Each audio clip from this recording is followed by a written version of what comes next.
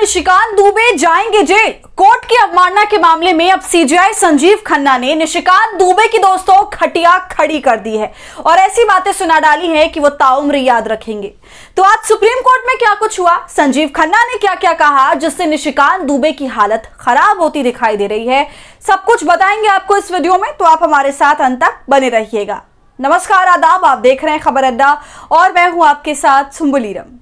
दोस्तों, भाजपा नेता निशिकांत दुबे को आप भूले नहीं होंगे। ये वही शख्स है जो वक्फ बिल के मामले पर उसका विरोध होने पर जबरदस्त तरीके से शुरू से तमतमाया हुआ है और इसी के चलते, इसी तिलमिलाहट के चलते निशिकांत दुबे ने कुछ वाहियात बयान सुप्रीम कोर्ट और उसके सीजेआई को लेकर दिए थे, जिसका खामियाजा वो आज तक भुगत रहे हैं। दोस्तों, दुबे ने यह कहा था कि सुप्रीम कोर्ट अगर कानून बनाने लगे तब संसद का क्या काम रह गया, लेकिन निशिकांत दुबे को सबसे पहला तमाचा उसी की पार्टी की ओर से लग गया था। जी हां, इनके बयान पर भाजपा के राष्ट्रीय अध्यक्ष जेपी नड्डा ने साफ तौर से स्टेटमेंट जारी करते हुए बोला था कि यह निशिकांत दुबे का निजी बयान है, इसका पार्टी से कोई लेना देना नहीं और पार्टी खुद को उनके बयान से अलग करती है।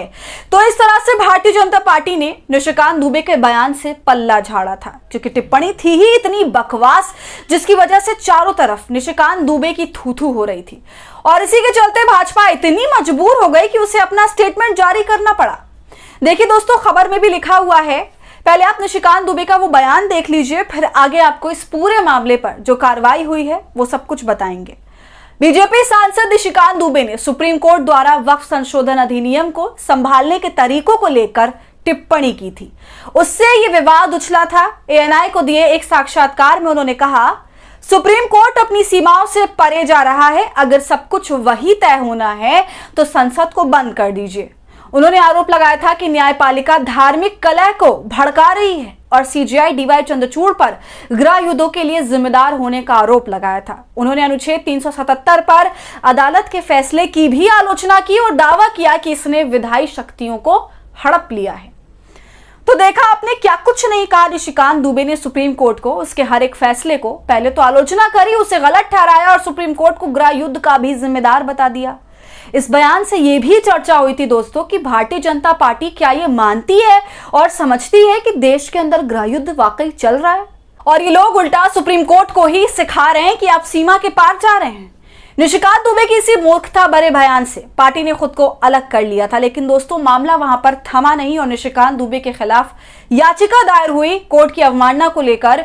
इसके बाद आज सुनवाई हुई है और सीजेआई संजीव खन्ना ने ऐसी फटकार लगाई है, ऐसी खटिया खड़ी करी है निशिकांत दुबे की कि वो याद रखेंगे। दोस्तों, साथ में सीजेआई ने यह भी समझा दिया है कि भाजपा के दिमाग में और उसके नेताओं के दिमाग में ये फिट कर दी है ये बात कि तुम्हारे बकवास करने से सुप्रीम कोर्ट की सेहत पर कोई आंच नहीं आएगी। वो इतना कमजोर नहीं है कि ऐसी बेकार की टिप्पणियों से हिल जाए। देखिए दोस्तों, आज जो कुछ भी हुआ है सुप्रीम कोर्ट में उसे लेकर खबर भी मौजूद है। निशिकांत दुबे की टिप्पणी को लेकर सुप्रीम कोर्ट ने लगाई फटकार, कहा बेहद गैर जिम्मेदाराना। खबर में आगे लिखा है, सुप्रीम कोर्ट के मुख्य न्यायाधीश पर बीजेपी सांसद निशिकांत दुबे की टिप्पणी के मामले में शीर्ष अदालत ने फटकार लगाई है और इसे बेहद गैर जिम्मेदाराना करार दिया है। सुप्रीम कोर्ट ने कहा कि यह टिप्पणी और ध्यान आकर्षित करने की प्रवृत्ति को दर्शाती है। हालांकि सुप्रीम कोर्ट ने अवमानना कार्रवाई शुरू करने से इनकार करते हुए कहा कि अदालतें फूलों की तरह नाजुक नहीं है जो इस तरह के हास्यास्पद बयानों के सामने मुरझा जाए। इतने तरीके से सुप्रीम कोर्ट ने जवाब दिया और भिगो भिगो के चांटा मारा कि आप देख ही सकते हैं। पहले तो सुप्रीम कोर्ट ने फटकार भी लगाई और साथ में निशिकांत दुबे के बयान को हास्यास्पद भी बताया और उसकी जमकर मजाक उड़ाया और ये दिखा दिया कि ऐसे गैर जिम्मेदाराना और बकवास बयानों से हमारा कुछ बिगड़ने वाला नहीं है। सुप्रीम कोर्ट फूलों की तरह नाजुक कोई चीज नहीं है जो इस तरह के बयानों के सामने वो मुरझा जाए, टूट जाए। तो कोर्ट ने ये दिखा दिया कि आप भले ही किसी भी पार्टी से हो, हमें उससे कोई मतलब नहीं है और हम आपको इतनी तवज्जो भी नहीं देंगे। साथ में निशिकांत दुबे की नीयत को भी दर्शा दिया है कोर्ट ने, यहां पर ये कहते हुए कि ये सिर्फ और सिर्फ अपनी ओर ध्यान आकर्षित करवाना चाहते हैं ऐसे बयान देकर। मतलब कोर्ट ने ये कह दिया कि ये एक पब्लिसिटी स्टंट है, इससे ज्यादा और कुछ नहीं। इसलिए अवमानना का केस आगे नहीं बढ़ाया जाएगा, उसको वहीं पर खत्म किया जाएगा। लेकिन दोस्तों, हर बार की तरह सुप्रीम कोर्ट ने टिप्पणी तो कर दी, ठीक है, टिप्पणी करना भी जरूरी है, लेकिन कभी ना कभी तो ऐसे तत्वों के ऊपर एक्शन लेना पड़ेगा, वरना निशिकांत दुबे जैसे लोगों को तो यही लगेगा कि 2-4 टिप्पणियां सुनकर हमारी छुट्टी हो जाएगी, उससे ज्यादा हमारे साथ कुछ और होना नहीं है।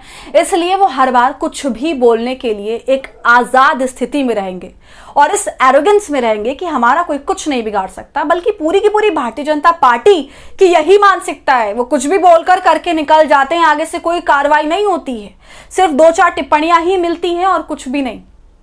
देखिए, सुप्रीम कोर्ट ने आगे भी कुछ कहा है।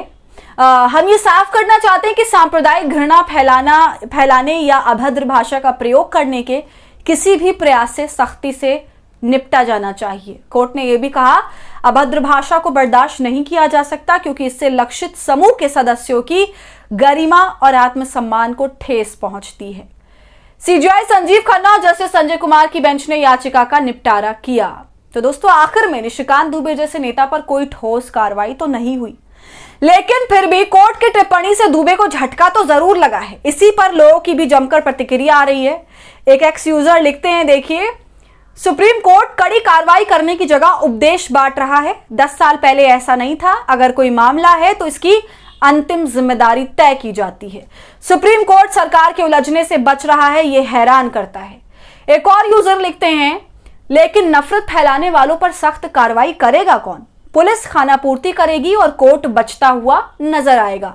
चलिए, जब तक कुछ नहीं कर सकते तब तक सेमिनार में ही न्यायपूर्ण टिप्पणी करते रहिए। तो दोस्तों, इसी तरह लोगों ने अपनी प्रतिक्रिया दी है इस मामले को लेकर, और लोगों का मानना है कि सुप्रीम कोर्ट सिर्फ सरकार से बचने का काम कर रहा है, उससे पंगा नहीं लेना चाहता किसी भी तरह का।